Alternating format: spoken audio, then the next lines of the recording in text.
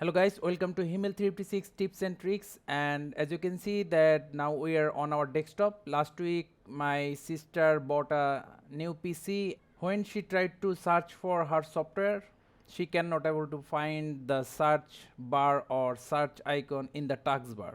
As you can see here, there is no search bar or icon in our taskbar. So how to add search to our taskbar? It's really simple. Move your mouse over the taskbar, right click, go to search, then if you want the full search box, just select this. As you can see that now I have full search box. Now if I search for Adobe, as you can see Adobe softwares. Now suppose we want only the icon, not the full search bar. So for that, same, go to the taskbar, right click, search, then show search icon. Now if you want to hide it again, same, right click, search, hidden.